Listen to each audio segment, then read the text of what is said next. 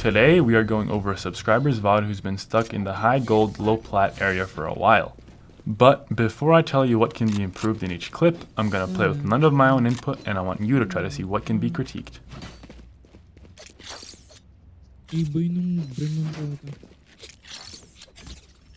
Both of these traps are not the best they could be. Neither of them will spot the attacker if they walk out towards lane, and so someone could lurk into lane and catch an unsuspecting defender. Putting that one in logs not so deep would make it better, as it would get them coming out of B main just a bit late. Also, only high penetration weapons can spray through the B main wall, so only do that if using a Sheriff, Guardian, Operator, Ares, or Odin. Okay, winnable pa. Spike planted.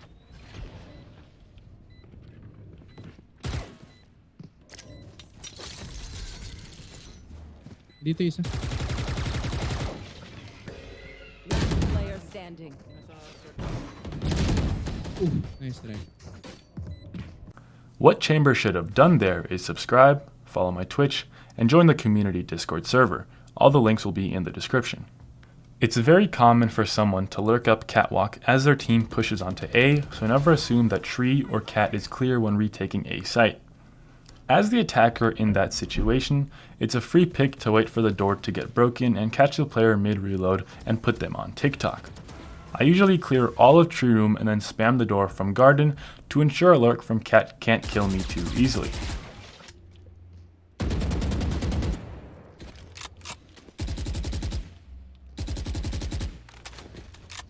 Hindi porket bago yung PC mo eh. Maninibago ka na. Oo nga. Wala pa rin. Mid up. Ay na, naka-OP.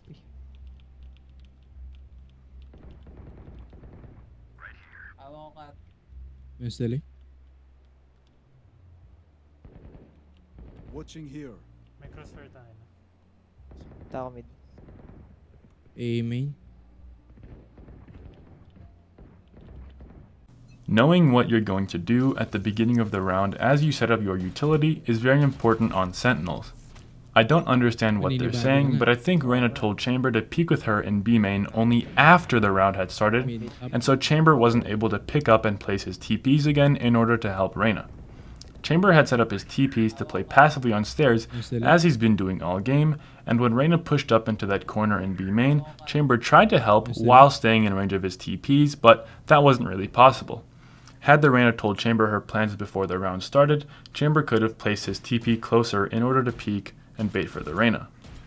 Boosted ata ba? Reloading. Okay, rotate na kayo. Wag ko tulong, sige dito. Nice.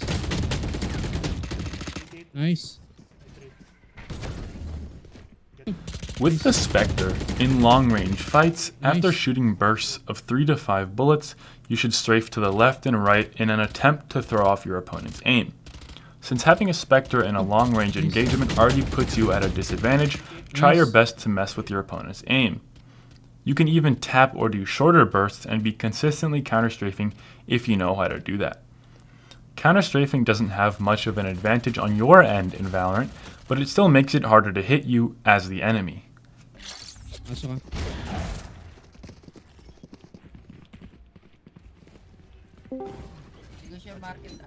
Bulag ako boy, bulag ako ya. Yo, 78, 78.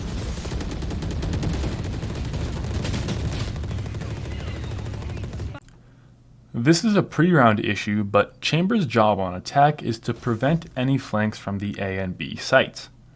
On a map like Ascent or Split, it can be hard to get to both sides of the map and back during the buy phase, so you can set up TPs to allow you to get back faster. Also, when placing those traps, make sure they cover every possible way the enemy can flank. On this one, the defenders could possibly walk all the way through attacker spawn and get around the trap and flank the whole team. Meron na. One enemy remaining. Isa pang city. Last player standing. 105.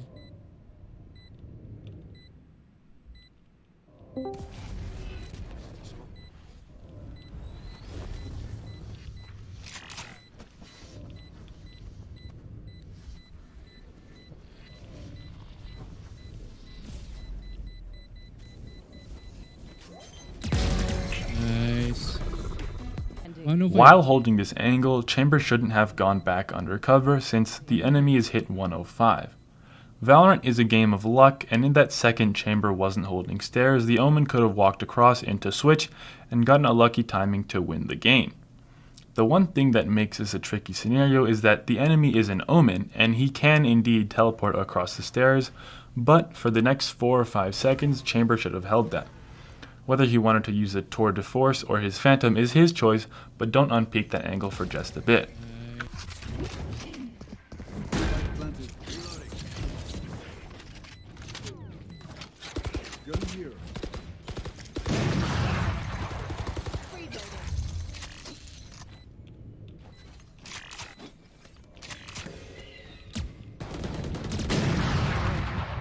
Upper CT.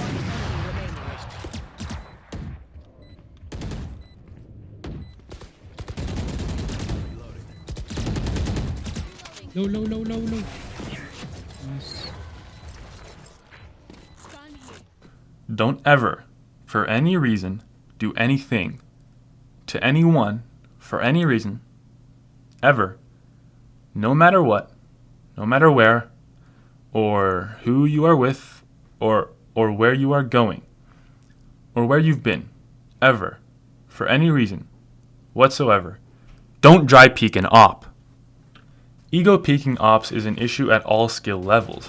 I've played rounds where half my team dry peeks into the 16-5 jet holding mid with an op. It's not a rank issue, it's a you weren't thinking issue. Especially when defending against a retake, peeking into an op is a big no-no. Since all you have to do is sit and wait for them to come to you, you're putting the opper in a very uncomfortable situation when you don't peek. The TP our Chamber placed was a bit unusual as well. It's not a bad thing to place your TPs right next to each other as you're still able to get away from a fight. Placing them right next to each other makes them function just like a jet dash. Diyan ata. Wala akong nakita sa mid. This is something quite tame that I noticed, but it's a bad habit to have. Chamber sets up his utility as the round starts. As a sentinel, it's your job to ensure your team doesn't get flanked on attack and that your team doesn't get lurked on defense.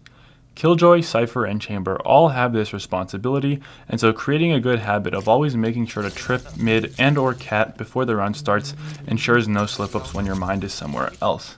If you're watching this around when it comes out, I'm currently live streaming on Twitch, so come check me out there. If you still haven't gotten out of gold just yet, watch this video. And if these tips helped you, subscribe and leave a like. Peace.